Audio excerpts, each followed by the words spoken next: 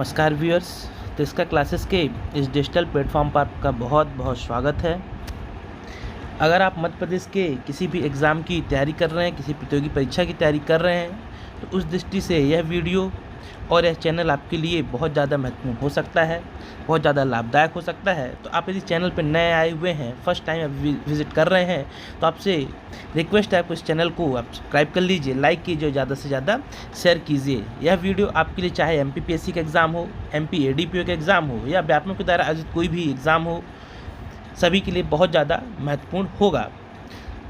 जैसे कि पता है कि हमारी मध्य प्रदेश की प्रश्नोत्तरी की पूरी श्रृंखला चल रही है, जिसमें चैप्टर वाइज और अलग से भी विभिन्न क्वेश्चनों के जो विभिन्न एग्ज़ामों में पूछे गए हैं उनका संग्रह लेकर आपके लिए प्रस्तुत कर रहा हूं। उसी तारतम्य में आज हम देखेंगे अलग से करीब 90 से ज़्यादा क्वेश्चनों को आज हम डिस्कस करेंगे। चलिए शुरू करते हैं अपनी यह प्रश्नोत्तरी की श्रृंखला। सबसे पहला क्वेश्चन देख रहे होंगे कि अंगूर अनुसंधान केंद्र कहाँ स्थापित है। मध्य प्रदेश में अंगूर अनुसंधान केंद्र कहाँ स्थापित है, तो इसका जो सही आंसर हो जाएगा ये हो जाएगा रतलाम में। अंगूर अनुसंधान के मध्य प्रदेश कहाँ है, रतलाम में है। वहीं पे देखिए इंदौर में किसका है, तो याद रखिए इंदौर में सोयाबीन अनुसंधान केंद्र है। इंदौर में कौन सा है, इंदौर में है सोयाबीन अनुसंधान केंद्र। इसमें आपको याद रखना है इंदौर के बारे में। फिर देवास में क्या है, तो याद रखना है देवास में है चमड़ा कॉम्प्लेक्स, इसे भी आप याद रखिए। चमड़ा कॉम्प्लेक्स कहाँ है, तो चमड़ा कॉम्प्लेक्स है देवास में। तो इतने फैक्ट आप और अच्छे से ध्यान में, इसमें आपके कोशिश करूँगा कि जितने ऑप्शन हैं उनके बारे में जितनी ज़्यादा से ज़्यादा आपको जानकारी मैं दे सकूँ तो मैं देने का पूरा प्रयास करूँगा इन क्वेश्चनों के माध्यम से। चलिए नेक्स्ट क्वेश्चन देखते हैं। मध्य प्रदेश में सर्वाधिक अफीम उत्पादित करने वाला जिला कौन सा है। मध्य प्रदेश में या मध्य प्रदेश का सर्वाधिक अफीम उत्पादित करने वाला जिला कौन सा है, तो इसका जो राइट आंसर हो जाए, सबसे ज़्यादा अफीम होती है वो होती है मंदसौर में। कहाँ पे होती है, सबसे ज़्यादा अफीम होती है मध्य प्रदेश में मंदसौर जिले में, तो इसका राइट आंसर हो जाएगा मंदसौर। यदि आपसे बोलते हैं खंडवा में क्या सबसे ज़्यादा होता है, तो आपको खंडवा के बारे में याद रखना, यहाँ सबसे ज़्यादा होता है प्याज। प्याज मध्य प्रदेश सर्वाधिक कहाँ पे होता है, तो मध्य प्रदेश प्याज सर्वाधिक होता है खंडवा जिले में। इस फैक्ट को भी आप अच्छे से ध्यान में रखिएगा। चलिए नेक्स्ट क्वेश्चन देखते हैं। अगला क्वेश्चन है मध्य प्रदेश उत्सव कहाँ पर आयोजित किया जाता है। मध्य प्रदेश उत्सव कहाँ पर आयोजित किया जाता है, तो इसका जो सही आंसर हो जाएगा, मध्य प्रदेश उत्सव जो मनाया जाता है वो मनाया जाता है भोपाल में। कहाँ पे मनाया जाता है, इसका राइट आंसर हो जाएगा मध्य प्रदेश उत्सव भोपाल में मनाया जाता है। जबकि आपको याद रखना है दिल्ली में मध्य प्रदेश समारोह का आयोजन किया जाता है। मध्य प्रदेश समारोह का आयोजन कहाँ पे होता है, तो मध्य प्रदेश समारोह का आयोजन किया जाता है दिल्ली में। इस फैक्ट को भी आप अच्छे से ध्यान में रखिएगा। मध्य प्रदेश समारोह दिल्ली में, जबकि मध्य प्रदेश उत्सव कहाँ मनाया जाता है, तो मध्य प्रदेश उत्सव या पर्व, उत्सव लिखा है या आपके यहाँ पे कभी कभी क्वेश्चन पर्व लिखा आता है, तो ये कहाँ पे होता है, भोपाल में इसका आयोजन किया जाता है। इस फैक्ट को भी आप अच्छे से ध्यान में रखिए। इसके अलावा आपको पूछा जाए, दो और ऑप्शन दिख रहे होंगे, खजुराहो, तो खजुराहो में क्या होता है, तो खजुराहो नृत्य समारोह आपको याद रखना है। खजुराहो में खजुराहो नृत्य समारोह, ये बहुत ज़्यादा चर्चित रहता है। खजुराहो नृत्य समारोह खजुराहो में होता है। इंदौर में क्या होता है, तो आमिर खां समारोह कहाँ होता है, तो आमिर खां समारोह का आयोजन इंदौर में किया जाता है। या इस वक्त भी आप बड़े अच्छे से ध्यान में रखिएगा। चलिए अगले देखते हैं। नेक्स्ट क्वेश्चन है आपका, मध्य प्रदेश में पूर्व से पश्चिम लंबाई कितनी है। तो याद रखिए मध्य प्रदेश में पूर्व से पश्चिम पूछे या उत्तर से दक्षिण पूछे, यह लंबाई आपको बड़े अच्छे से ध्यान में रखनी है। इसके लिए मैं आपको मैप के थ्रू स्पष्ट करना चाहूँगा, तभी आप भूलेंगे नहीं। ऐसा कुछ आपको मानिए, 2 मिनट पहले MP का मैप बना लेते हैं छोटा सा।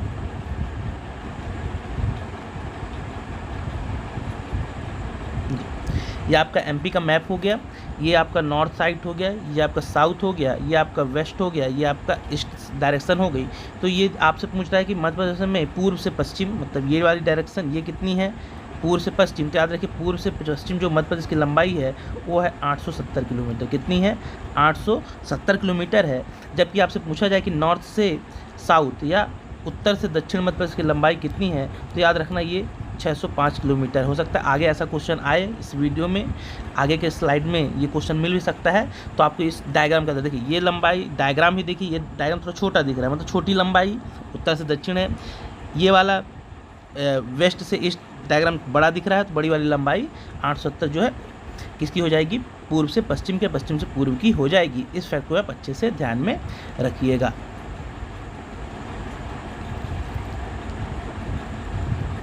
चलिए नेक्स्ट देखते हैं। अगला क्वेश्चन जो है आपका, इसका सही आंसर क्या हो जाएगा, तो 870 किलोमीटर इसका राइट आंसर हो जाएगा। अगला देखते हैं, मध्य प्रदेश में कौन सा शहर, मध्य प्रदेश में कौन सा शहर मालवा के पठार क्षेत्र में नहीं बसा हुआ है। तो याद रखिए इसमें से जो शहर है वो जबलपुर, जबलपुर जो है मालवा के पठार क्षेत्र में नहीं है, जब उज्जैन, इंदौर, देवास सभी मालवा के पठार क्षेत्र में आते हैं। इसे आप अच्छे से ध्यान में रखिए। अगला क्वेश्चन है, मध्य प्रदेश में राष्ट्रपति शासन कितनी बार लगा। मध्य प्रदेश में राष्ट्रपति शासन कितनी बार लगा, बहुत प्यारा क्वेश्चन है। तो याद रखिए मध्य प्रदेश में जो राष्ट्रपति शासन है अब तक 3 बार लगाया जा चुका है। कब कब लगाया जा चुका है, तो आपको याद रखना है 1977 में, 1980 में और 1992 में। और किनके किनके शासनकाल में लगा है, तो आपको याद रखना है 2 सुंदरलाल पटवा, जो अपने सीएम रहे सुंदरलाल पटवा, और श्यामाचरण शुक्ल, ये अपने सीएम रहे हैं श्यामाचरण शुक्ल और सुंदरलाल पटवा। इनके कार्यकाल के समय मध्य प्रदेश में राष्ट्रपति शासन लगाया जा चुका है। तो 77, 80 और 92 में इस प्रकार से मध्य प्रदेश में 3 बार राष्ट्रपति शासन लगा हुआ है। इस बात को आपको ध्यान में रखना। इसका राइट आंसर हो जाएगा 3 बार। कितने बार, तो 3 बार राष्ट्रपति शासन मध्य प्रदेश में लगाया जा चुका है। किस आर्टिकल के तहत लगाते हैं राष्ट्रपति शासन, आप ये भी याद रखिए। तो राष्ट्रपति शासन लगाया जाता है 356 के तहत, आर्टिकल 356 के तहत राष्ट्रपति शासन लगाया जाता है। 352 के तहत राष्ट्रीय आपात लगाया जाता है और आर्टिकल 360 के तहत वित्तीय आपात लगाया जाता है। वित्तीय आपात आर्टिकल 360 के तहत लगाया जाता है। तो इन फैक्टों को आप विशेष रूप से ध्यान में रखिए, ये भी आपसे बनना चाहिए या पूछे जाने की संभावना रहती है। चलिए अगला क्वेश्चन देखते हैं। मध्य प्रदेश का प्रथम पर्यावरण न्यायालय कहाँ पर स्थित है। मध्य प्रदेश का जो पहला पर्यावरण न्यायालय था वो कहाँ खोला गया, तो भोपाल इसका राइट आंसर हो जाएगा। ऑप्शन बी भोपाल में मध्य प्रदेश पर्यावरण, जिसे हम एनजीटी नेशनल ग्रीन ट्रिब्यूनल के नाम से भी जानते हैं, इसकी जो क्षेत्रीय शाखा थी, कौन सी शाखा, क्षेत्रीय शाखा मध्य प्रदेश के भोपाल में भी खोली गई थी। तो इसे आप याद रखिए कि भोपाल में सब सन पूछे तो 2010 के आसपास, कब, 2010 में इसकी स्थापना की गई थी। चलिए नेक्स्ट देखते हैं, मध्य प्रदेश का गठन कब हुआ। मध्य प्रदेश का गठन कब हुआ, तो याद रखिए मध्य प्रदेश का जो गठन हुआ था वो हुआ था 1 नवंबर 1956 को। मध्य प्रदेश का गठन कब किया गया, तो मध्य प्रदेश का गठन किया गया 1 नवंबर 1956 को। जबकि आपको ए ऑप्शन दिख रहा है, ये क्या है, मध्य प्रदेश का पुनर्गठन।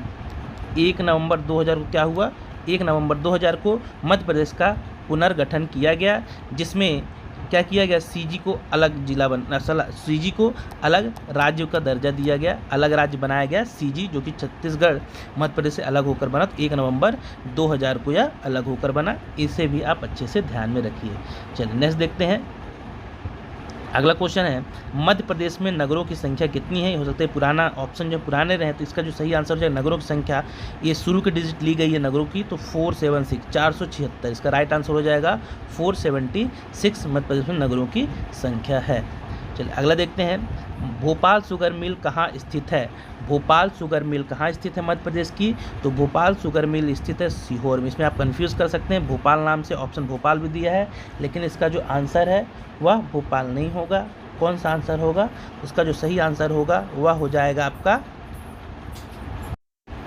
इसका सही आंसर हो जाएगा आपका सीहोर। कंफ्यूज नहीं होना है। Bhopal sugar mill option Bhopal दे, तो भोपाल बिल्कुल गलत ऑप्शन है। भोपाल शुगर मिल कहाँ स्थित है, तो भोपाल शुगर मिल स्थित है सीहोर डिस्ट्रिक्ट में। अगला है, पेपर सिक्योरिटी मिल कहाँ पर है, या सिक्योरिटी पेपर मिल कहाँ पर स्थित है। तो याद रखिए जो सिक्योरिटी पेपर मिल जिसे हम कहते हैं एसपीएम, सिक्योरिटी पेपर मिल को शॉर्ट में एसपीएम भी लिखा आता है, ये कहाँ स्थित है, तो ये स्थित है वर्तमान में देखा जाए तो नर्मदापुरम, क्योंकि होशंगाबाद का नाम बदल दिया गया है, तो ये हो जाएगा नर्मदापुरम में स्थित है। तो इसका जो राइट आंसर हो जाएगा, दिए गए ऑप्शन में यदि हम देखें, दिए गए ऑप्शन में बात करें तो इसका सही आंसर हो जाएगा होशंगाबाद में सिक्योरिटी पेपर मिल। होशंगाबाद, या इसे होशंगाबाद का नया नाम क्या कर दिया गया है, होशंगाबाद का नया नाम कर दिया गया है नर्मदापुरम। तो आपका ऑप्शन नर्मदापुरम रहेगा, तो आपका सही आंसर हो जाएगा। अगला है, मध्य प्रदेश में मध्य प्रदेश में राज्य से प्रकाशित होने वाला पहला समाचार पत्र कौन सा था? तो मध्य प्रदेश राज्य से प्रकाशित होने वाला पहला समाचार पत्र कई बार एग्जाम में पूछा गया है, तो ग्वालियर अखबार। पहला समाचार पत्र कौन सा था? ग्वालियर अखबार पहला समाचार पत्र था जो कि मध्य प्रदेश से प्रकाशित हुआ था। चलिए अगला क्वेश्चन देखते हैं। मध्य प्रदेश की, देखिए आगे क्वेश्चन मैंने बोला था कि क्वेश्चन आगे की स्लाइड में मिलेगा कि मध्य प्रदेश की उत्तर से दक्षिण तक की लंबाई कितनी है। तो मध्य प्रदेश याद रखिए, उत्तर से दक्षिण आपसे पूछ रहा है, नॉर्थ से साउथ, ये वाली लंबाई मध्य प्रदेश कितनी है? तो यह 605 किलोमीटर। कितनी है? 605 किलोमीटर इसका राइट आंसर हो जाएगा। राइट आंसर है 605 किलोमीटर। अगला है बुरहानपुर जिला किस जिले से अलग होकर बना? तो बुरहानपुर जिला किस जिले से अलग होकर बना? तो इसका राइट आंसर हो जाएगा बुरहानपुर खंडवा से अलग होकर बना है। राइट आंसर खंडवा से अलग होकर बना है। यदि पूछा जाए कब इसे जिला बनाया गया, तो आपको याद रखना है 2003 में। कब बनाया गया जिला? 2003 में इसे जिला बनाया गया था। अगला क्वेश्चन है, निम्नलिखित में से कौन सा नगर चंबल नदी के किनारे बसा हुआ है? निम्नलिखित में से कौन सा शहर चंबल नदी के किनारे बसा हुआ है? तो याद रखिए, चंबल नदी के किनारे जो शहर बसा है उसका नाम है महू। महू चंबल नदी के किनारे बसा हुआ है, यहीं से उद्गम होता है इस चंबल नदी का, महू की जाना पाव पहाड़ी से। ठीक, तो इसे याद रखिए, जो महू है यह चंबल नदी के किनारे बसा हुआ है। और क्या खासियत है इस महू के बारे में, ऑप्शन में देख लें तो याद रखिए, महू डॉक्टर भीमराव अंबेडकर की जन्मस्थली भी है महू। और यदि आपसे पूछे इंदौर किस नदी किनारे बसा हुआ है, तो इंदौर बसा हुआ गंभीर नदी के किनारे। किस नदी के किनारे बसा हुआ इंदौर? इंदौर बसा हुआ है गंभीर नदी के किनारे। इस फैक्ट को भी आप अच्छे से ध्यान में रखिएगा। चलिए नेक्स्ट देखते हैं। मध्य प्रदेश के गठन से पहले राजधानी कौन सी थी? मध्य प्रदेश के गठन से पहले राजधानी कौन सी हुआ करती थी? मतलब यह पूछना चाह रहा है कि 1 नवंबर 1956 से पहले मध्य प्रदेश की राजधानी क्या हुआ करती थी? तो याद रखिए, इसकी राजधानी हुआ करती थी नागपुर। क्या हुआ करती थी? इसका राइट आंसर हो जाएगा नागपुर, जो कि मध्य प्रदेश की गठन से पहले, जब अस्तित्व में नहीं था मध्य प्रदेश, उसकी राजधानी हुआ करती थी। अगला क्वेश्चन है, सोयाबीन के उत्पादन में मध्य प्रदेश का कौन सा स्थान है? सोयाबीन के उत्पादन में मध्य प्रदेश का कौन सा स्थान है? तो इसका जो राइट आंसर हो जाएगा, सोयाबीन के उत्पादन में मध्य प्रदेश का पहला स्थान है, फर्स्ट रैंक पे है मध्य प्रदेश सोयाबीन के उत्पादन में। अगला क्वेश्चन है, गांधी सागर बांध किस जिले में बना हुआ है? अगला क्वेश्चन है, गांधी सागर बांध किस जिले में बना हुआ है? तो जो गांधी सागर बांध, इंदिरा गांधी सागर बांध, इसमें दिए गए ऑप्शन गलत हैं। इसमें क्लोज यदि दिए गए ऑप्शन में जाएंगे तो इसमें बुरहानपुर होना चाहिए, लेकिन चूंकि बुरहानपुर से अलग हो जाएगा कौन? खंडवा। तो यहाँ पे इसका सही आंसर हो जाएगा खंडवा। आप कह रहे हैं गांधी सागर बांध कहाँ बना हुआ है? तो गांधी सागर बांध बना हुआ है खंडवा डिस्ट्रिक्ट में। इस बात को आप अच्छे से ध्यान में रखिएगा। अगला है, मध्य प्रदेश की गंगा किसे कहा जाता है? मध्य प्रदेश की गंगा किसे कहा जाता है? तो याद रखिए, मध्य प्रदेश की गंगा बोला जाता है बेतवा को। किसे कहा जाता है? बेतवा को मध्य प्रदेश की गंगा कहा जाता है। यदि वहीं पे हम पवित्रता के माध्यम से देखें, यदि पवित्रता के संदर्भ में पूछा जा रहा है मध्य प्रदेश गंगा, तब आपका ऑप्शन हो जाएगा नर्मदा। तब आपको जाना है नर्मदा के संदर्भ में, लेकिन दोनों ऑप्शन है तो मध्य प्रदेश गंगा जो बुकों में लिखा मिलता है वह है मध्य प्रदेश गंगा बेतवा को बोला जाता है। इसका राइट आंसर हो जाएगा बेतवा। अगला है, ये क्वेश्चन सब हो चुका, मैंने बता दिए ये।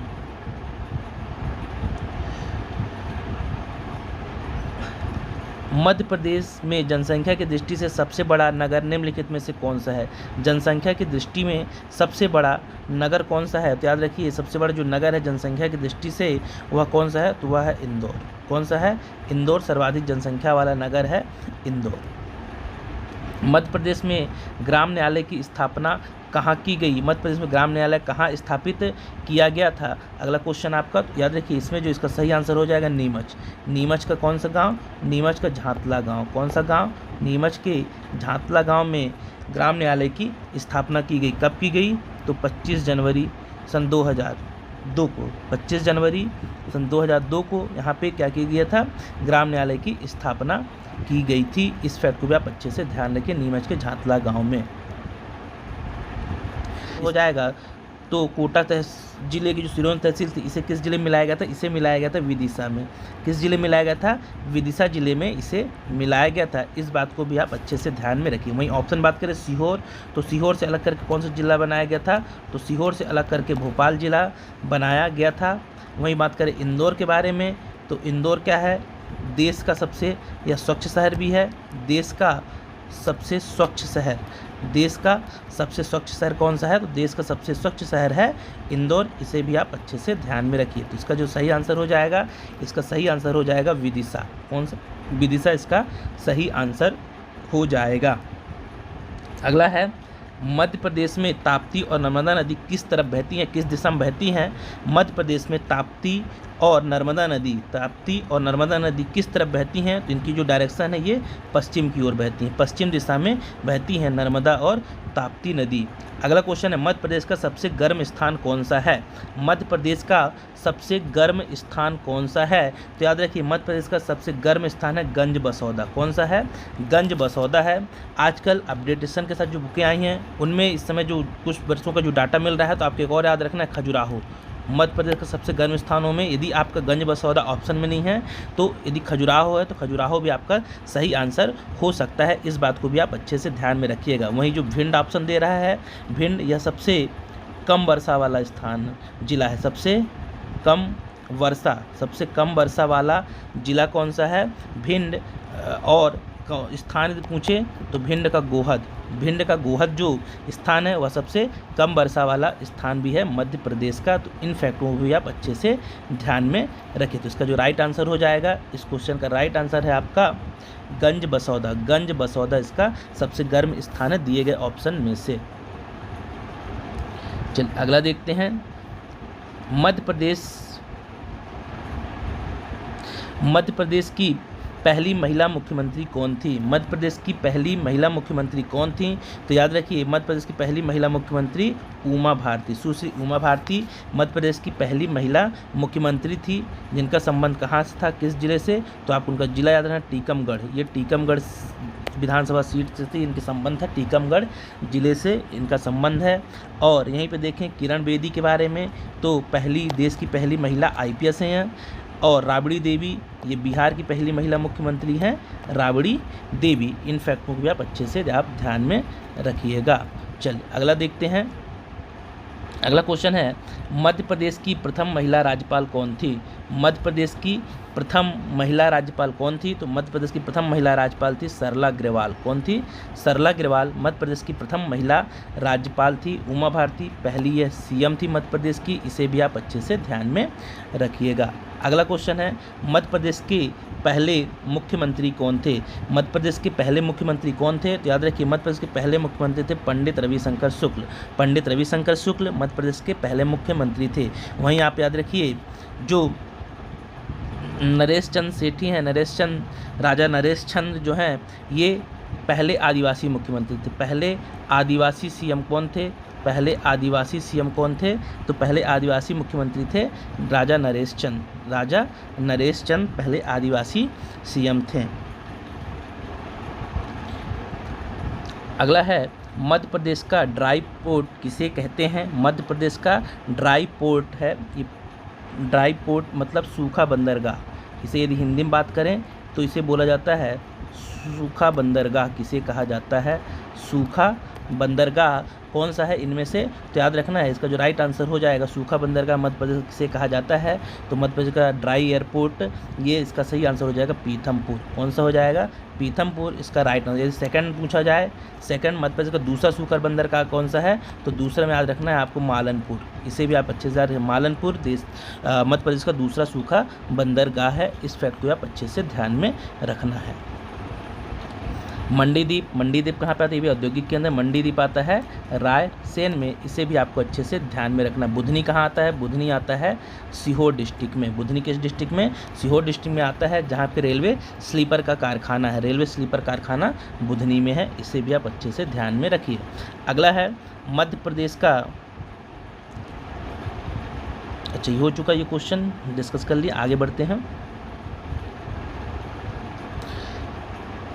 मध्य प्रदेश का अगला क्वेश्चन है, मध्य प्रदेश का सबसे बड़ा उद्योग कौन सा है। मध्य प्रदेश का सबसे बड़ा उद्योग कौन सा है? तो याद रखिए मध्य प्रदेश में सबसे बड़ा उद्योग है यह कौन सा है? कपड़ा उद्योग। मध्य प्रदेश में सबसे बड़ा उद्योग कौन सा है? तो मध्य प्रदेश में कपड़ा उद्योग सबसे बड़ा है। इसे आप अच्छे से ध्यान में रखिएगा।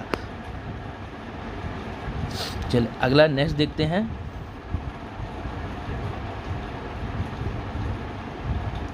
मध्य प्रदेश के किस शहर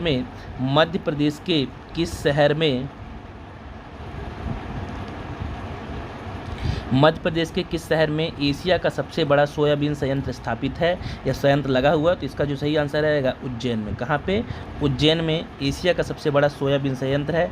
जबकि आपसे ए ऑप्शन की बात की जाए इंदौर में क्या है, मैंने बता दिया, इंदौर में सोयाबीन अनुसंधान केंद्र है।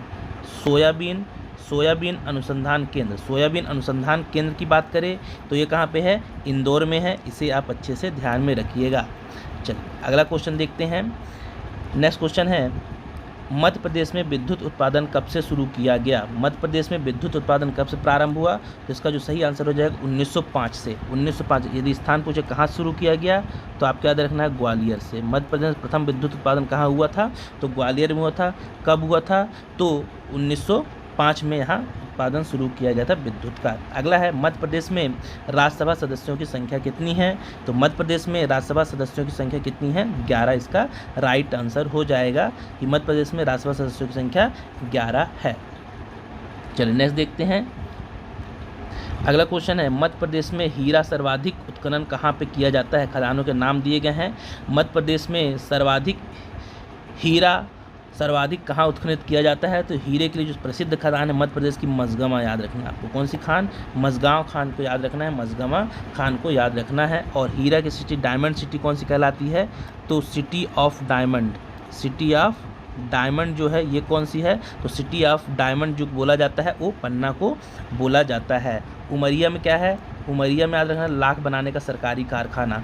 लाख बनाने का सरकारी कारखाना कहाँ पे है? उमरिया डिस्ट्रिक्ट में है। इन फैक्टों को आप अच्छे से याद रखिए। पन्ना डायमंड सिटी है, जबकि सर्वाधिक उत्खनन कहाँ पे होता है? मझगवां। हीरे की जो मझगवां खान है उसमें किया जाता है। मझगांव या मझगवां बोला जाता है इसे आप अच्छे से ध्यान में रखिएगा। चलिए अगला देखते हैं। मध्य प्रदेश के किस जिले में सबसे अधिक आरक्षित वन है? मध्य प्रदेश के किस जिले में सबसे अधिक आरक्षित वन है? तो याद रखिए सबसे ज़्यादा आरक्षित वन कहाँ पे है? उज्जैन जिले में है। सबसे ज़्यादा आरक्षित वन मध्य प्रदेश कहाँ पे है? तो उज्जैन में है। इसे आप याद रखिए। अगला है, ये कुछ अलग से क्वेश्चन एमपी से हट के। भारतीय राष्ट्रीय कांग्रेस की स्थापना कब हुई? भारतीय राष्ट्रीय कांग्रेस की स्थापना हुई थी कब? 1885 में। कब हुई थी? 1885 में भारतीय राष्ट्रीय कांग्रेस की स्थापना की गई थी। पहले इसके अध्यक्ष कौन थे? तो याद रखना है WC व्योमेश चंद्र बनर्जी इसके राष्ट्रीय कांग्रेस के पहले अध्यक्ष थे। इसने स्थापना किसने की? संस्थापक कौन था इसका? तो आपको याद रखना है A.O. ह्यूम राष्ट्रीय कांग्रेस का संस्थापक था। इसे भी आप अच्छे से ध्यान में रखिएगा। अगला क्वेश्चन है, निम्नलिखित युगों में से सिंधु सभ्यता किस युग में पड़ती है? तो सिंधु जो सभ्यता है प्रागैतिहासिक काल की। किस काल की है? तो सिंधु जो सभ्यता है यह प्रागैतिहासिक काल की सभ्यता मानी जाती है। चलिए नेक्स्ट देखते हैं। मध्य प्रदेश में जिलों की संख्या बताइए। इतना बेसिक क्वेश्चन नहीं पूछा जाएगा, इसमें आपको फैक्ट बताने क्वेश्चन लाया हुआ हूँ। तो मध्य प्रदेश में जिलों की संख्या वर्तमान कितनी है? 52 है। आपसे पूछा जाएगा कि मध्य प्रदेश में अभी नवीनतम जिला कौन सा है? मध्य प्रदेश का नवीनतम जिला कौन सा है, यह आपसे पूछा जा सकता है। या पूछा जाएगा मध्य प्रदेश का 52वां जिला कौन सा है? मध्य प्रदेश का 52वां जिला क्या या नवीनतम जिला पूछे तो आपको याद रखना है निवाड़ी। कौन सा याद रखना है? आपको याद रखना है निवाड़ी। इसका गठन कब हुआ 52वें जिले का? तो आपको याद रखना है 1 अक्टूबर 2018 को। 1 अक्टूबर 2018 को निवाड़ी जिले को मध्य प्रदेश का 52वां जिला बनाया गया। और इसे में और क्या ध्यान रखना है? तो आपको याद रखना है इसके बारे में और क्या फैक्ट याद रखना है 52वें जिले के बारे में। तो यह मध्य प्रदेश का क्षेत्रफल की दृष्टि से सबसे छोटा जिला है। मध्य प्रदेश का क्षेत्रफल की दृष्टि से सबसे छोटा जिला कौन सा है? तो क्षेत्रफल की दृष्टि से सबसे छोटा जिला है निवाड़ी। कौन सा है? निवाड़ी। कितना क्षेत्रफल है? 13-18 वर्ग किलोमीटर इसका क्षेत्रफल है। इस बात को भी आप अच्छे से ध्यान में रखिए।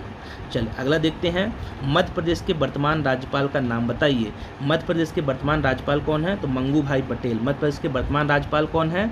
मंगू भाई पटेल। दूसरा ऑप्शन दिख रहा होगा आनंदी बेन पटेल, ये मध्य प्रदेश की दूसरी महिला राज्यपाल है। सेकंड महिला राज्यपाल कौन है? सेकंड महिला राज्यपाल मध्य प्रदेश की तो आनंदी बेन पटेल है। आनंदी बेन पटेल, माफ़ करना, आनंदी बेन पटेल मध्य प्रदेश की दूसरी महिला राज्यपाल थी। इन्हें भी आप अच्छे से ध्यान। बाबूलाल गौर ये सीएम रह चुके हैं मध्य प्रदेश के, जिन्हें बुलडोज़र कहा जाता था। क्या, किस नाम संबोधित किया जाता था?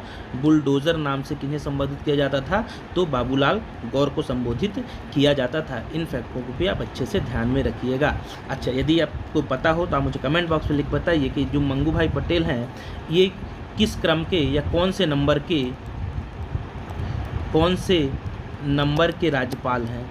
मंगू भाई पटेल मध्य प्रदेश के किस नंबर के राज्यपाल हैं? यदि आपको पता हो तो आप मुझे कमेंट बॉक्स पर जरूर लिखकर बता सकते हैं, कमेंट कर सकते हैं। अगला क्वेश्चन है, क्षेत्रफल की दृष्टि से मध्य प्रदेश का सबसे बड़ा जिला कौन सा है? क्षेत्रफल की दृष्टि से मध्य प्रदेश का सबसे बड़ा जिला कौन सा है?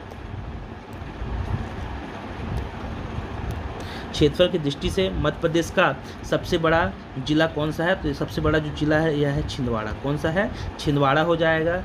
जबलपुर सबसे बड़ा संभाग है। सबसे बड़ा संभाग पूछा जाए तो जबलपुर है। इसे आप अच्छे से ध्यान में रखिएगा। क्षेत्रफल की दृष्टि से सबसे बड़ा जिला छिंदवाड़ा। सबसे बड़ा संभाग पूछे तो यह है, सबसे बड़ा संभाग कौन सा है? तो सबसे बड़ा संभाग हो जाएगा जबलपुर। इसका राइट आंसर हो जाएगा छिंदवाड़ा। अगला क्वेश्चन है, मध्य प्रदेश का गठन कब हुआ? मध्य प्रदेश का गठन कब हुआ? तो याद रखिए, मध्य प्रदेश का गठन किया गया 1 नवंबर 1956 को। मध्य प्रदेश का गठन कब किया गया? 1 नवंबर 1956 को। अच्छा, कभी क्वेश्चन ही पूछा जाए कि मध्य प्रदेश का गठन किस आधार पर हुआ था? तो याद रखिए, भाषाई आधार पर ही। भाषाई आधार मेन कारण डिवाइन करने, भाषाई आधार था।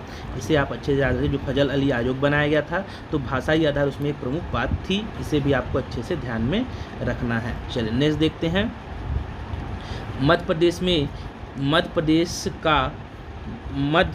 भारत का पठार मध्य प्रदेश के कुल क्षेत्रफल का कितना प्रतिशत है? जो मध्य भारत का पठार है उसका परसेंटेज आपसे पूछा है। तो जो मध्य भारत का पठार कितना है, इसका जो एरिया है 10.68 है। 10.68 है, जो कि कुल क्षेत्रफल का 10.68 है। इसे आप अच्छे से ध्यान में रखिएगा।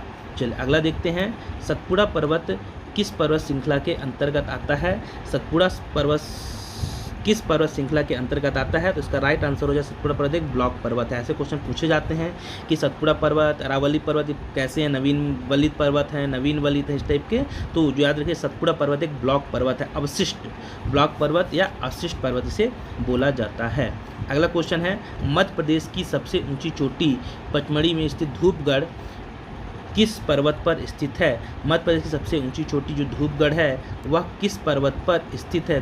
सबसे ऊंची चोटी कौन सी है? धूपगढ़ किस पर्वत पर स्थित है? तो याद रखिएगा, इसका पर्वत सतपुड़ा पर स्थित है। किस पर्वत पर स्थित? इसमें से याद है सतपुड़ा पर्वत पे आती है। और यदि धूपगढ़ एग्जैक्ट पूछा जाए तो महादेव श्रेणी पे आता है। कौन इसमें आती है? महादेव श्रेणी पे आता है। इसे भी आप अच्छे से ध्यान रखिए। तो दिए गए ऑप्शन में से जो सही होगा वो कौन सा होगा? सतपुड़ा पर्वत में आती है धूपगढ़। कितनी ऊंचाई है इसकी? तो 1350 मीटर। कितनी?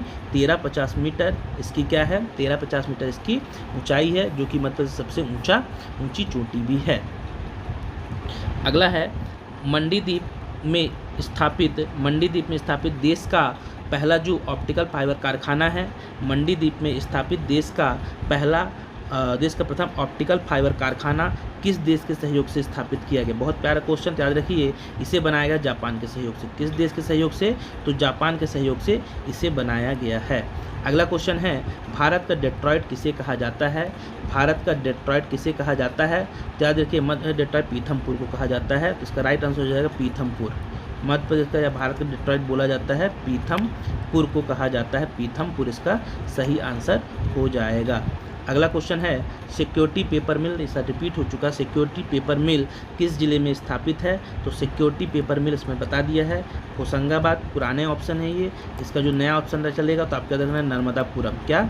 नर्मदापुरम आपको याद रखना है, नया जिले का नाम बदल दिया गया है, उसका सही आंसर हो जाएगा नर्मदापुरम। अगला क्वेश्चन देखते हैं, जबलपुर को नगर पालिका कब बनाया गया? बहुत प्यारा क्वेश्चन है। जबलपुर को नगर पालिका निगम कब बनाया गया, नगर पालिका कब बनाया गया? तो याद रखना 1864 में। कब बनाया गया?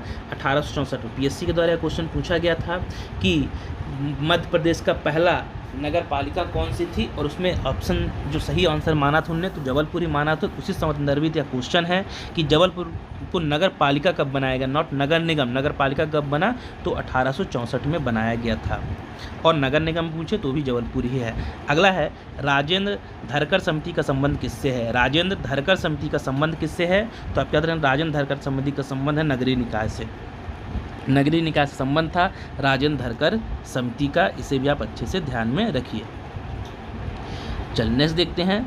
अगला क्वेश्चन है, वह कौन सा राज्य है जिसमें महिलाओं को नगरीय निकाय में 50% आरक्षण दिया गया? तो वह राज्य था कौन सा? मध्य प्रदेश, जहां नगरीय निकाय चुनाव में 50% आरक्षण देने वाला देश का पहला राज्य था मध्य प्रदेश। चलिए अगला देखते हैं, एमपी का वह कौन सा एकमात्र चिड़ियाघर है जिसका रखरखाव वन विभाग के द्वारा किया जाता है? बहुत अच्छा क्वेश्चन। तो एमपी का वह कौन सा एकमात्र चिड़ियाघर है जिसका रखरखाव वन विभाग के द्वारा किया जाता है? याद रखिए भोपाल का जो जू है, चिड़ियाघर है, उसका रखरखाव किसके द्वारा किया जाता है? उसका रखरखाव वन विभाग के टीम के द्वारा किया जाता है। अगला है, राजा पंथा किस जनजाति के प्रमुख देवता हैं? राजा पंथा किस जनजाति के प्रमुख देवता हैं? तो इसका जो सही आंसर हो जाएगा राजा पंथा भील जनजाति। किसके? भील जनजाति के प्रमुख देवता माने जाते हैं राजा पंथा। वीडियो थोड़ा लंबा हो रहा है तो अब जल्दी क्वेश्चन को हम डिस्कस करेंगे। चलिए देखते हैं। अगला क्वेश्चन है, मध्य प्रदेश का 50वां जिला कौन सा है? मध्य प्रदेश का 50वां जिला कौन सा है? तो याद रखिए मध्य प्रदेश का जो 50वां जिला है वह कौन सा है? तो मध्य प्रदेश का जो 50वां जिला बनाया गया था वह बनाया गया था कौन सा? सिंगरौली। मध्य प्रदेश का 50वां जिला कौन सा था? तो मध्य प्रदेश का 50वां जिला था सिंगरौली, जिसका गठन कब हुआ था? जिसका गठन किया गया था 24 मई 2008 को।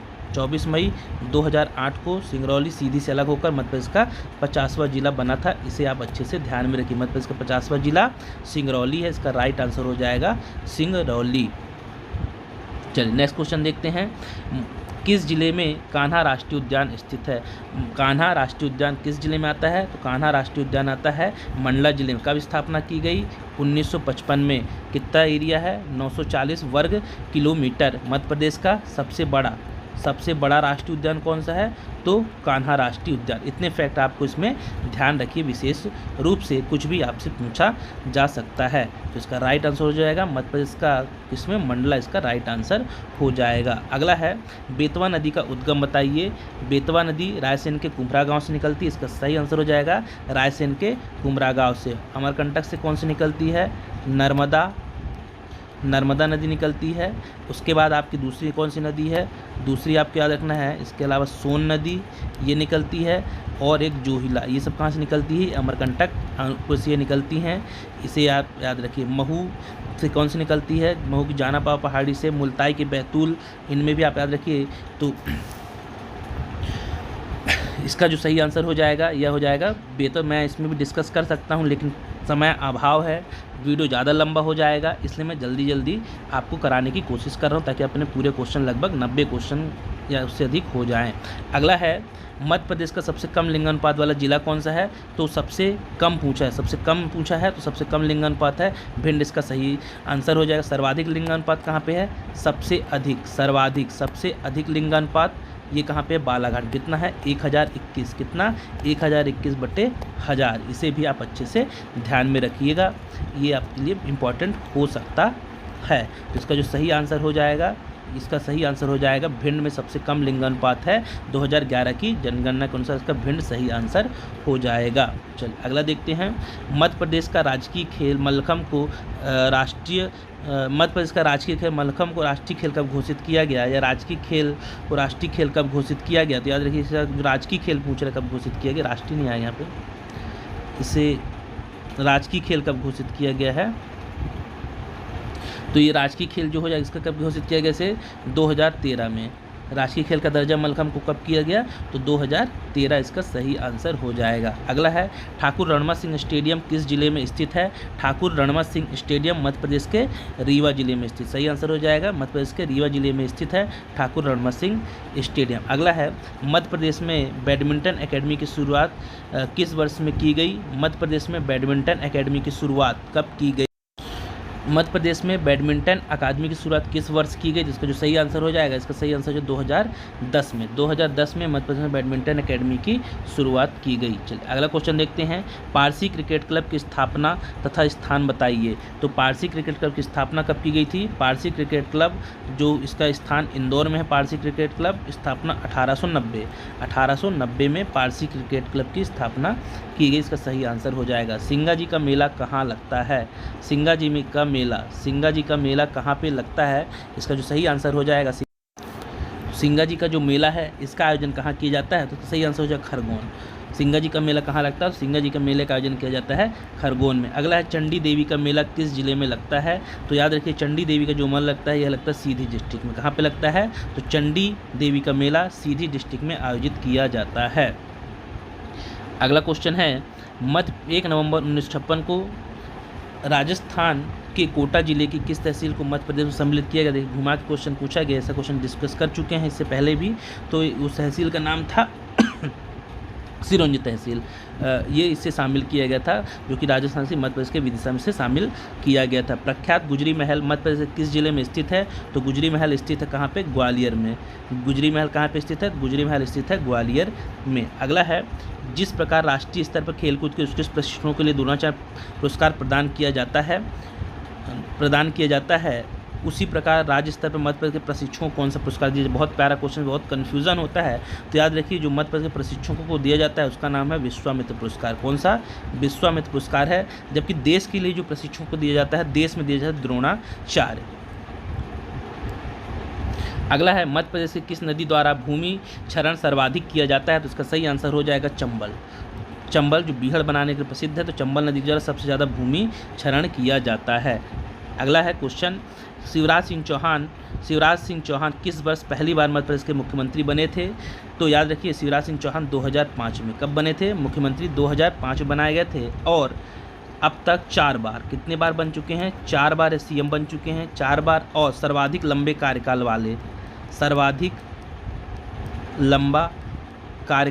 वाले सीएम भी कौन है, सर्वाधिक लंबे कार्यकाल वाले सीएम कौन है, शिवराज सिंह चौहान सर्वाधिक लंबे कार्यकाल वाले सीएम भी हैं। इस फैक्ट को भी आप अच्छे से ध्यान में रखिएगा, ये भी आपसे पूछा जा सकता है। तो इसका जो सही आंसर हो जाएगा 2005, इसका राइट आंसर हो जाएगा 2005 में।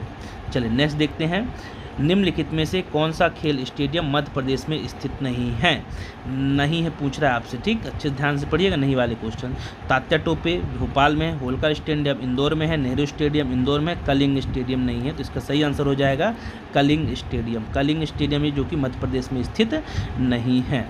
अगला है खजुराहो स्मारकों का समूह निम्नलिखित में किस प्रकार की वास्तुकला को दर्शाता है। तो याद रखिए जो खजुराहो के मंदिर नागर शैली के उदाहरण है। इसके नागर शैली बहुत प्यारा क्वेश्चन है, इसे ध्यान रखिएगा। नागर शैली के या उदाहरण है, या इसी में एक और इसी की शैली का नाम मिलता है पंचायतन शैली। इसे भी आप अच्छे से ध्यान में रखिएगा। पंचायतन शैली भी इसी बोला जाता है। नागर शैली का प्रकार पंचायतन शैली, तो नागर शैली ऑप्शन रहता है तो पंचायतन शैली ऑप्शन दिया जाएगा। तो इसे भी आप ध्यान में रखिएगा।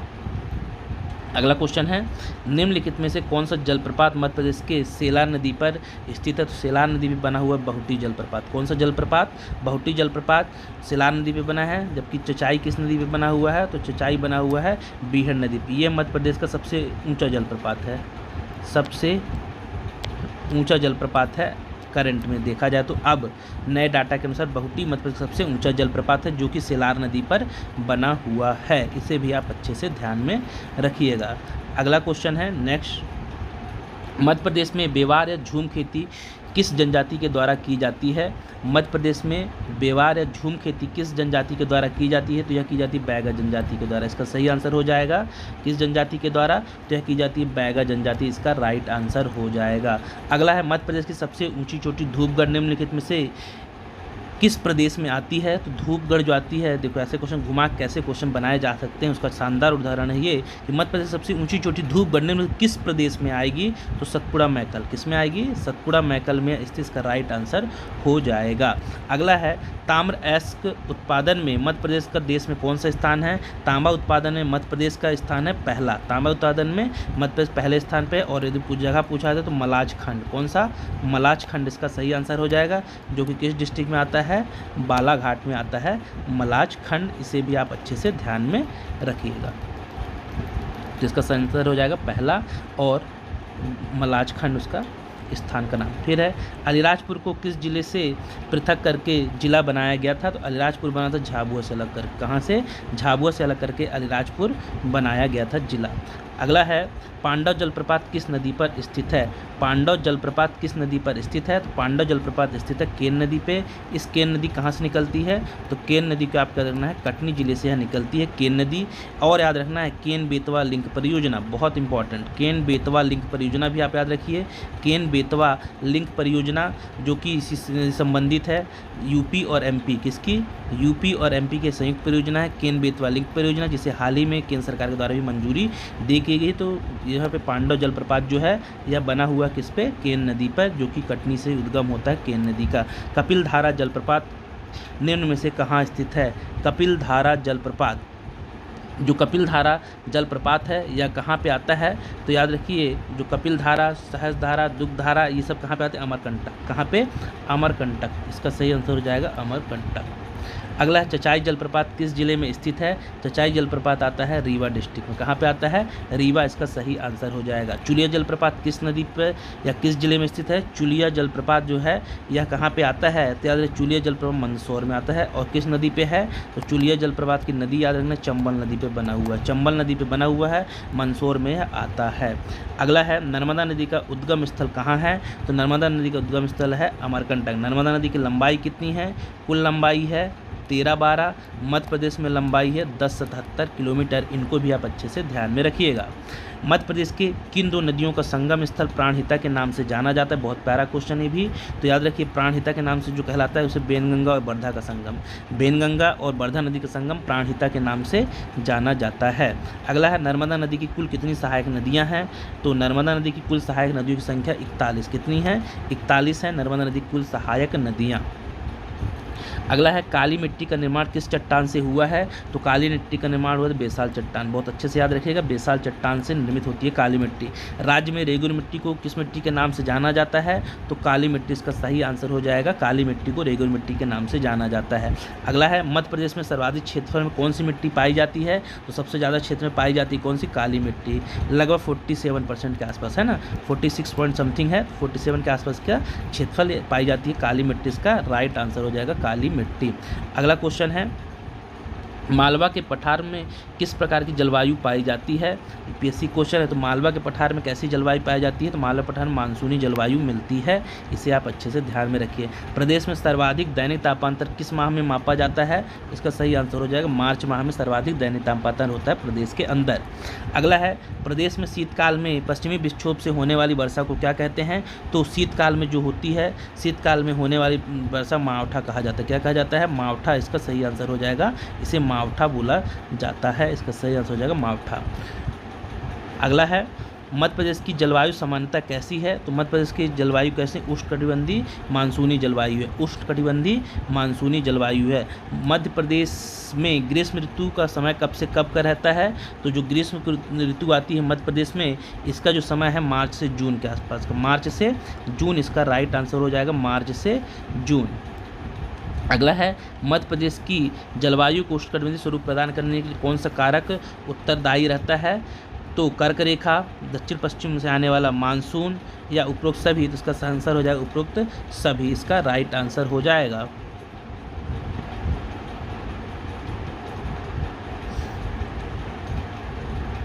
उपरोक्त सभी इसका राइट आंसर हो जाएगा। किसान अरब सागर इसका राइट आंसर हो जाएगा। तो ये थे आपके लगभग 90 प्लस, और कुछ मैंने फैक्ट्स बताया, तो 90 प्लस से ज़्यादा एमपी के महत्वपूर्ण क्वेश्चन जो कि आपके आगामी एग्जामों के लिए बहुत ज़्यादा इंपॉर्टेंट हो सकते हैं। अगर ये वीडियो आपको अच्छा लगा हो, वीडियो को ज़्यादा शेयर कीजिए, लाइक कीजिए, चैनल को सब्सक्राइब कीजिए। फिर मिलते हैं किसी नए वीडियो के साथ, तब तक के लिए आपका बहुत बहुत धन्यवाद।